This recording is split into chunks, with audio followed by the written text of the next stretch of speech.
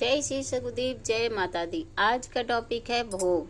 भोग माता खाती हैं कि नहीं खाती हैं, ये चीज़ आपको दिखानी है कि माँ वास्तविक में भोग खाती हैं। और गुरुदेव भी खाते हैं, सभी लोग खाते हैं। जिसको सो को भी आप भोग खिलाना चाहोगे तो वो सब भोग खाते हैं। इसी तरीके से मैं आज आपको ये भोग खिला करके दिखा रही हूँ कि माँ कैसे भोग खाती हैं।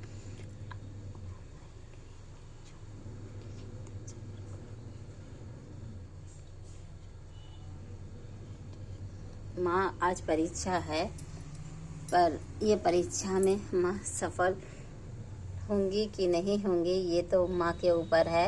अब ये जो है हमने माँ के सामने भोग रख दिया है और इस तरीके से हमने भोग को पकड़ लिया है जिससे जो है ये बतासा गिरे नहीं।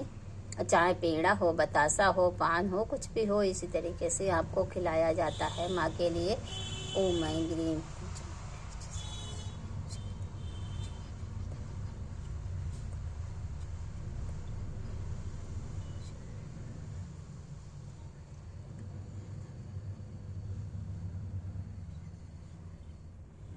इधर से माँ दिख नहीं रही हैं।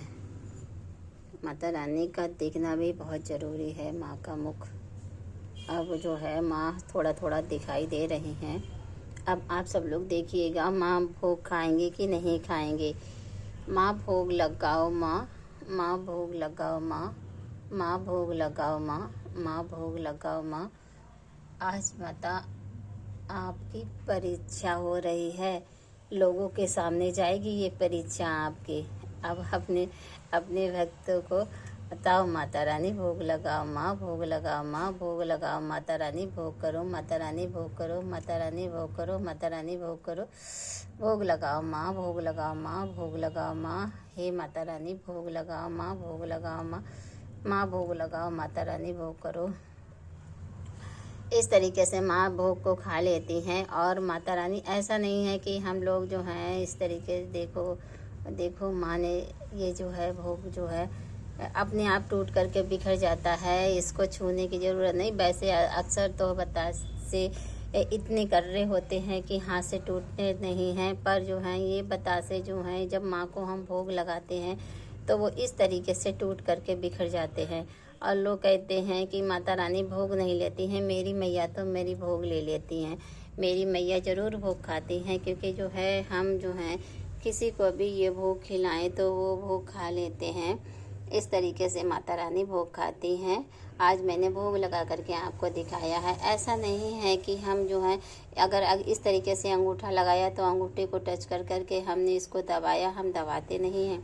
सिर्फ इसलिए सपोर्ट के लिए रखते हैं क्योंकि उंगलियों पे रखते हैं कि ऐसे इस तरीके से अगर हमने उंगलियों पे रखा तो गिर ना जाए। इसकी वजह से हम इसको यहाँ पे टच कर देते हैं, छू लेते हैं इसको कि माता रानी भोग खा लें। इसकी वजह से इस तरीके से ऐसे करके इसीलिए जो है हम इसको जो है ऐसे ऐसे कर देते हैं क्योंकि जो है माँ भोग खा लें और माता रानी भोग लगा लें। इसी की वजह से हम ये सब ऐसा करते हैं। देखो और फिर नीचे से पता चलने लगता है कि माँ भोग खा रही हैं कि नहीं खा रही हैं। देखो मैंने तो कुछ भी नहीं किया है और माता रानी ने इस तरीके से माँ भोग लेती हैं।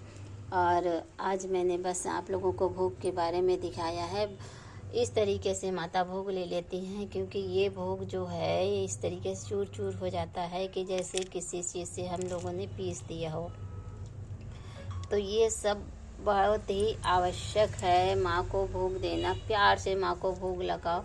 माता स्वयं भोग खाने आती हैं और माता रानी भोग खाती हैं ज़रूर, पर हम बतासे के ऊपर जब भोग देते हैं तो बतासे के ऊपर देते हैं और हम बतासे के ऊपर ज़्यादातर भोग देते हैं। इसके लिए आप लोगों को भी ये भोग इसी तरीके से खिलाना चाहिए माँ को।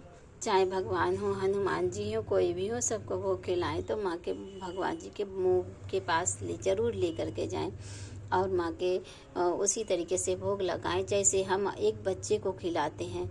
जैसे हम बच्चे को खिलाते हैं उसी तरीके से हम माँ के भोग को खिलाएंगे या फिर किसी देवता के भोग को खिलाएंगे तो वो स्वयं ही उस भोग को खा लेते हैं। इसमें कोई त्रुटि नहीं है। जैसे मैं आपको रख कर के दिखाती हूँ, जैसे ये छोटा सा बतासा है, ये छोटा सा है और ये छोटा सा बतासा जो है हम इनको भगवान जी को खाटू श्याम जी को भोग लगा रहे हैं। इस तरीके से खाटू श्याम जी भोग समर्पयामि, भोग समर्पयामि, खाटू श्री भोग समर्पयामि, भोग समर्पयामि। हे प्रभु देखो, ये देखो मैंने कुछ भी नहीं किया है और भोग केवल ये बोला है कि प्रभु भोग लगाइए। अब भगवान जी ने जैसे ही मैंने उनके मुंह के पास ले गई, उन्होंने भोग ले लिया।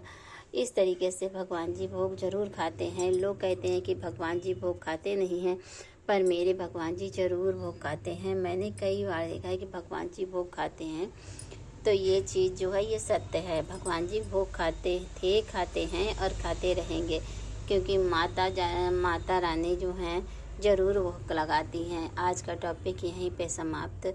जय श्री सतगुरुदेव, जय माता दी।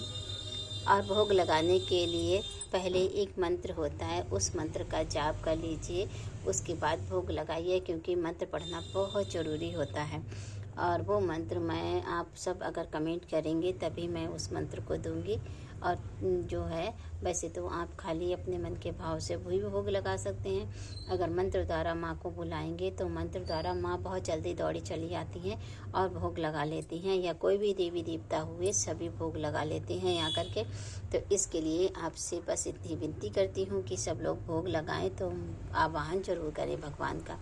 और आज देखो हमारे दीपक देखो, कल दिखाया था माँ काली बनी थी और शाम को दिखाया था पता नहीं भैरव जी थे या फिर हनुमान जी थे, कल शाम को जो दिखाया था। आज देखो ये सारे खाली ऐसे बना हुआ है और कुछ भी नहीं बना हुआ है। जब बना होता है तो मैं आपको दिखाती हूँ, नहीं बना होता है तो कोई बात ही नहीं होती है। आज के टॉपिक यहीं पे समाप्त। जय श्री सतगुरुदेव, जय माता दी।